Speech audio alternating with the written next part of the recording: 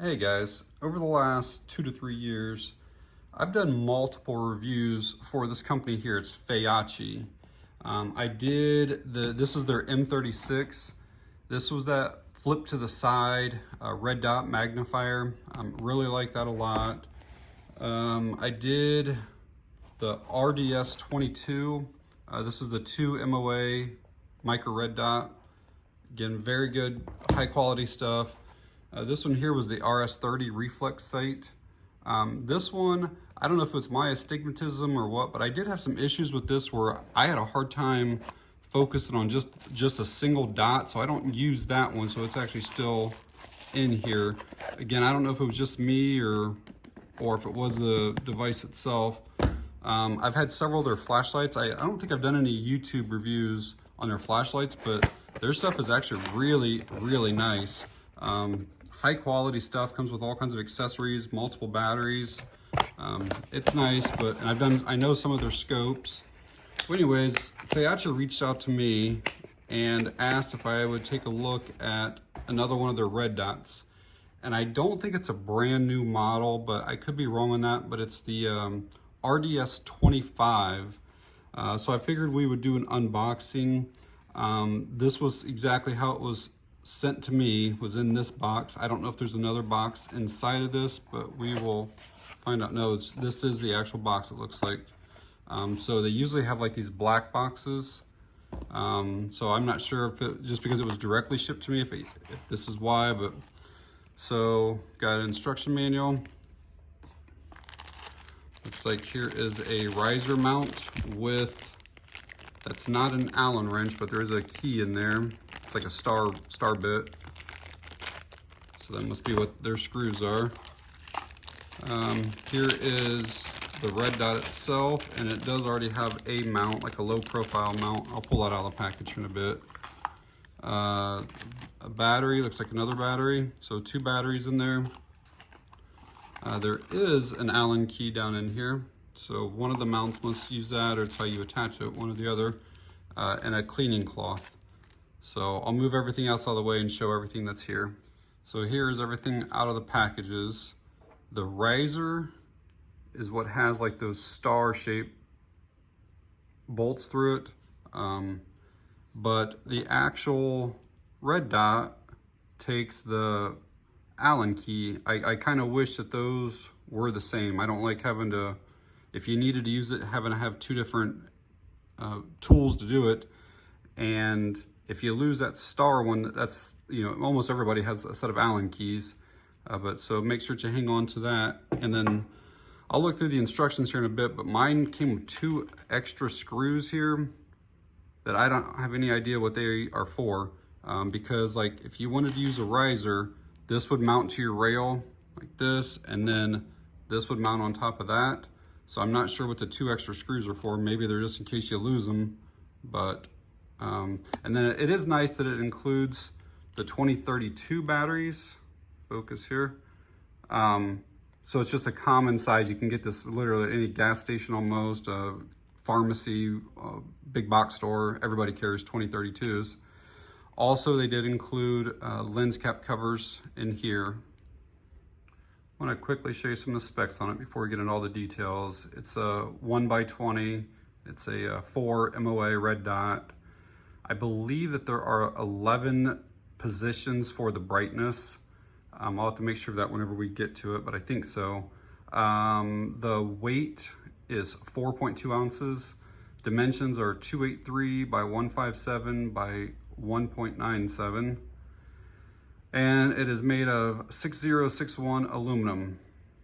It does have full windage and elevation adjustments, and those are 1 MOA per click. It looks like these are turret covers, and there is an adjustment tool on the end of those, which I really like that, so you don't have to have like a little mini screwdriver or anything like that with you. So let's get this off. And so that's really smooth. A lot of these are real gritty. I do like that. So yes, you can see how you can use that and make your adjustments. So that's really nice.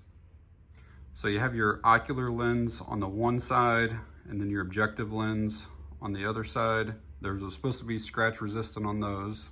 It's also supposed to be water resistant and like shock or recoil. It's obviously going on some type of rifle or shotgun, so it ought to be recoil resistant. Let's get one of the batteries in it and we'll see what that brightness looks like. One thing I'll say right off the bat is I don't like that many levels of brightness. It's just me, but trying to go through 11 different brightness levels, like I'm okay with like 5 or 6 on most of my red dots. So just personally, I think 11 is too many. So we'll get this in here and see what they look like. So you can see there's a little white dot right there and it's on 0 right now. So nothing's on. Let's see, which way do we need to go?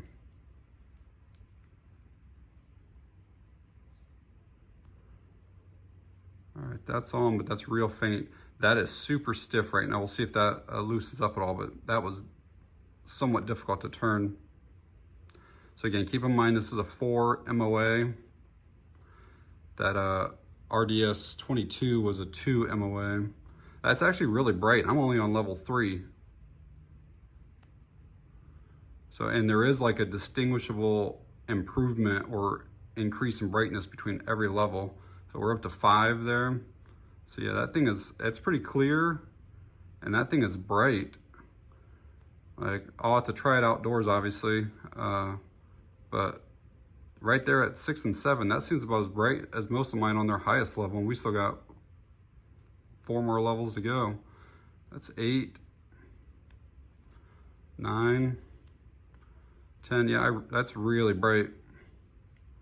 Like, I think you can even see that on a bright, sunny day. You'll be able to pick up that dot pretty easily. And there's 11. So yeah, that's real bright. And then back off. I'm pretty sure I've showed this in other videos. This is a laser bore sighter by Sightmark. And it's a super easy way, if you get a red dot, instead of doing, 3 or 4 or 5 shots and then going up and down and left and right and 3 or 4 more shots and then adjusting again, adjusting again, adjusting again. You basically just take this thing and it's magnetic, and then this thing is spring loaded to accommodate basically any barrel size. And so you can take your rifle, you put this on the inside of the barrel like that, and now it's on there. Then a red laser actually emits out, and then you would have this mounted. So let's just say I mounted up here.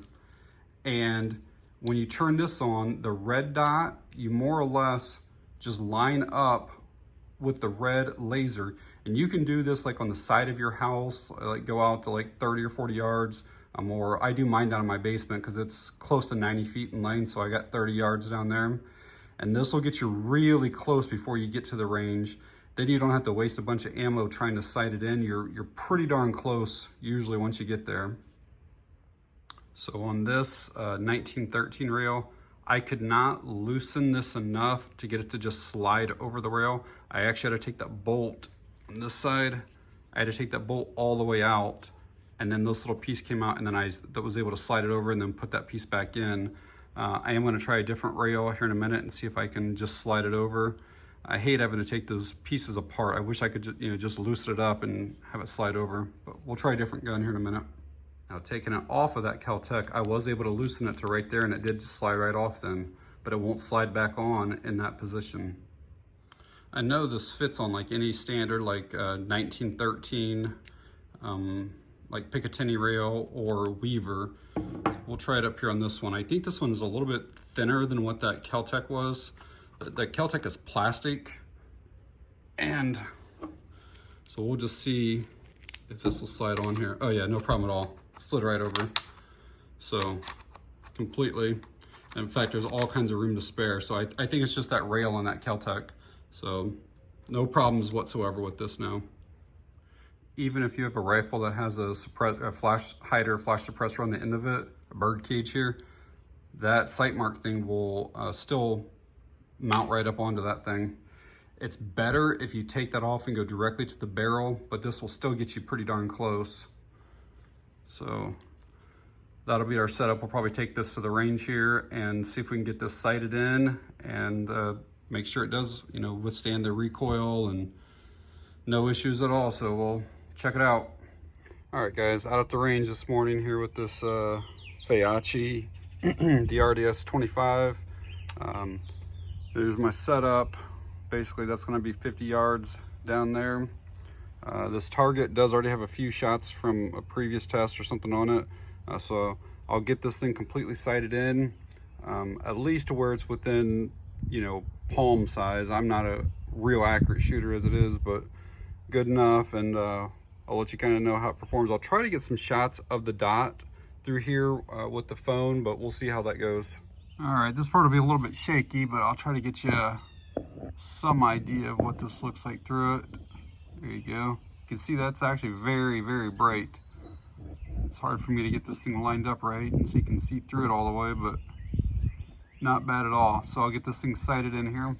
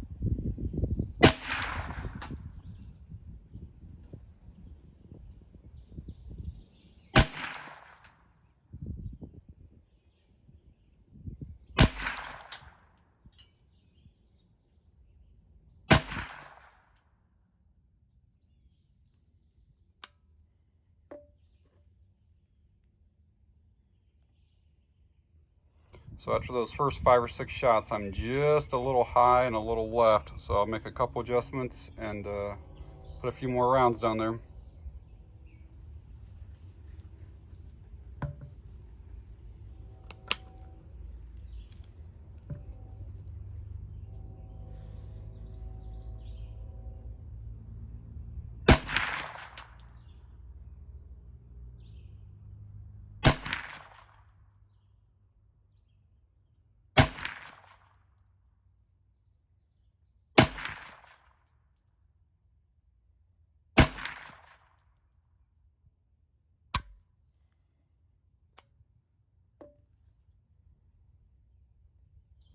So even on brightness level 1, the camera doesn't want to pick it up very well, but I can still see that pretty easily. Yeah, it does not want to pick it up. But with the regular eye, I can see that pretty easily. Once you get to about 3 or 4, it is really bright out there on the target. You get up to, you know, beyond 7, 8, 9, it's super bright. So all right, we'll get this back to the house and do some wrap up and final thoughts on it. So some final thoughts on this Feyachi Red Dot. It performed really well. The glass is clear, the dot is plenty bright. It was easy to adjust, you know, for windage and elevation. One complaint that I do have is, can you see how this is machined, where this is actually raised up off of this? Well, it's the same thing on this side. See this right here? It's a real sharp edge right here. And when my bolt was forward, my hand hits up against that. So I do not like that. I just kind of wish that that was all just one piece and not raised up there. Like you can see where my finger fits underneath that. And that edge right there is real sharp.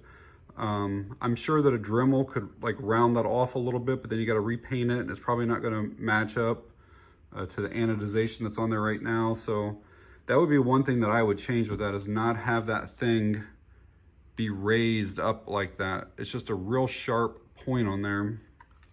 And obviously if this was sitting on top of like an AR, you know, you'd have your charging handle back here in the back, so that would not matter at all. But just on this particular rifle, and if I put the riser on, it probably would not matter. But the way I set it up right here, you know, I didn't need the riser because this is still higher than my factory sights already. But overall, it's a good performer, and for under 40 bucks, I think it's a real solid buy. So I will leave an Amazon link down below if anybody's interested in learning more about it, or if you want to pick one up. So, all right, that's it on this one. Thanks for watching. I appreciate it.